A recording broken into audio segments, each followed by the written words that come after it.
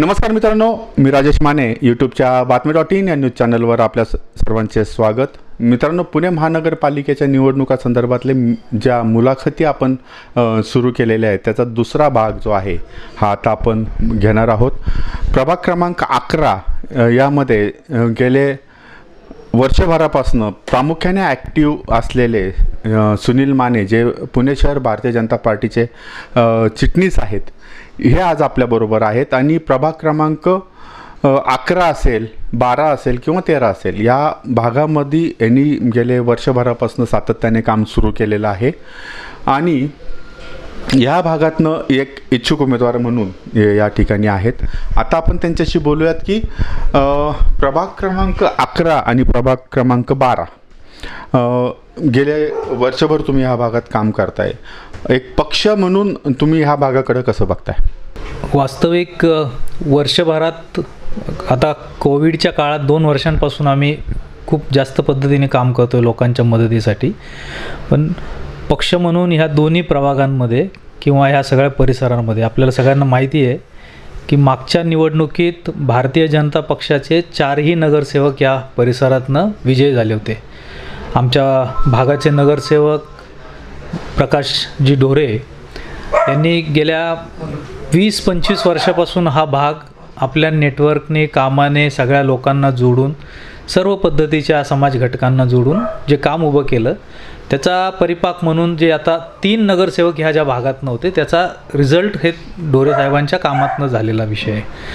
ते मागच्या 5 वर्षांमध्ये प्रभाग समितीचे अध्यक्षपद असो, स्थायी समितीचं सदस्य म्हणून काम केलेलं असो आणि शेवटी आता PMPLचे संचालक म्हणून असो, या भागातले प्रश्न जे सत्तेचं पद त्यांच्याकडे आलं ते पदाचा उपयोग त्यांनी सर्वसामान्यांच्या कामासाठी केला.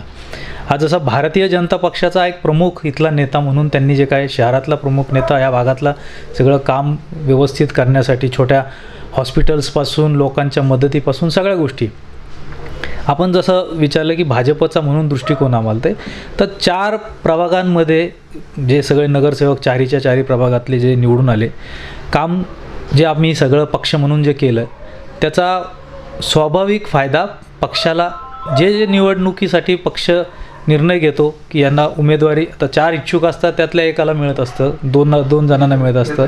ते आता 3चा प्रभाग आहे तर 3मध्ये 3 लोकांना जे सक्षम असतील त्यांना उमेदवारी देण्याचा पक्ष निर्णय घेतो.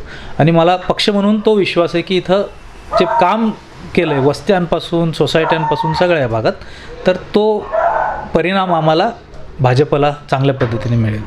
आता तुम्ही सुद्धा ह्या प्रभागातनं असेल किंवा शिवाजीनगर मतदारसंघातला 11 नंबर, 12 नंबर किंवा 13 नंबर यामधनं तुम्ही सुद्धा उत्सुक आहात. कॅटेगरीमधनं आहात का ओपनमधनं आहात आणि तुमचा दृष्टिकोन काय आहे?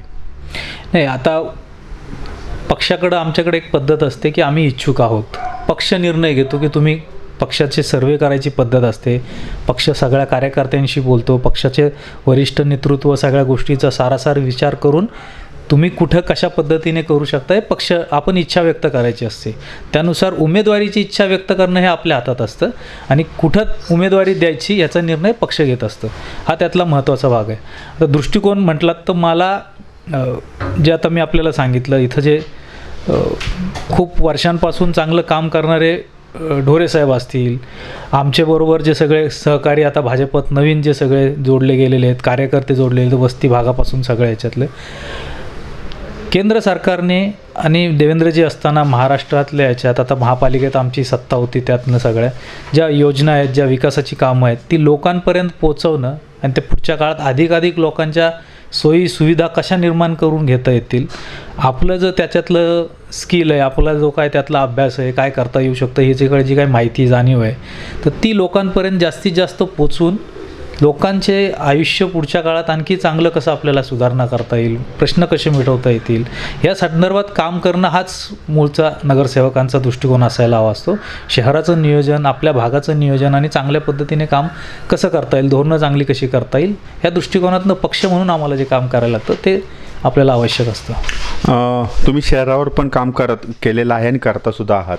किंवा शिवाजीनगर मतदारसंघामध्ये सुद्धा तुम्ही मागच्या वेळेस प्रभावी पद्धतीने काम केलेलं आहे विधानसभेच्या निवडणुकामध्ये. आणि आता तुम्ही ह्या प्रभागाकडे जास्त लक्ष दिलेलं आहे. शहरात केलेल्या कामाचा ह्या ठिकाणी जे प्रकाश डोरेंनी काम केलेलं आहे, ह्या दोन्हीची सांगड घालून किती प्रभाव मतदारांवर तुम्ही पाडू शकाल? आणि मागच्या वेळेस 4 आले होते, तर ह्यावेळेस 3च्या 3 भारतीय जनता पक्षाचे येऊ शकतात. याबद्दल तुम्हाला काय वाटतं? मी आपल्याला सांगितलं त्याप्रमाणे की विकासाचं काम डोरे साहेबांनी या भागात स्थानिक नगरसेवक आणि वरिष्ठ पदाधिकारी म्हणून महापालिकेची पदं घेऊन हे सगळ्यात चांगल्या पद्धतीने केलं. ते प्रत्येक वस्तीत आणि प्रत्येक माणसापर्यंत पोचलं आहे. पक्षाची ध्येय धोरणं आम्ही जे काय कामं करतो, वेगवेगळे कार्यक्रम राबवतो, त्यातनं लोकांपर्यंत पोचले. आणि सगळ्यात महत्त्वाचा जो विषय आहे की भाजपचे इथले आमचे जे चेहरे आहेत, प्रकाश डोरे असतील, आम्ही असू, तर याच्यात लोकांना एक आश्वासक गोष्ट दिसते. सतत संपर्क, 5 वर्षातले 4.5 वर्ष गायब होणे असा विषय नसतो. निवडणूक असो नसो, लोकांच्या कामासाठी आम्ही अवेलेबल असतो. ऑफिसेस उघडून काम करतो. दिवसभर लोक कामं करत असतात. आपण सगळे आमच्या कार्यालयांमध्ये पाहिलं तुम्ही डोरे साहेबांच्या, माझ्या, तर तुम्हाला हे लक्षात येईल की लोक सतत येत असतात, सतत कामं होत असतात. त्यामुळे लोकांच्या सेवेत आपण कंटिन्यू असणं म्हणजेच तुमचं काम सतत लोकांबरोबर करत राहणं. तर ही जी काय आमची कामाची पद्धत आहे, त्याच्यातून लोकांना जो आश्वासक आपला कोणतरी सहकारी काम करतो, नगरसेवक काम करतो, ही जी भावना पाहिजे असते, त्यातनं काम करून घेणं असतं किंवा लोकांना मदतीला धावून जाणं असतं. हे आम्ही अवेलेबल असल्यामुळं लोक आम्हाला आपल्यातलं मानतात. आणि त्यामुळं हे पुन्हा एकदा जो 3चा प्रभागाची आपण जी चर्चा करतो आहे, तर तिन्ही आमचे उमेदवार निवडून येतील याचं मला पूर्ण खात्री आहे.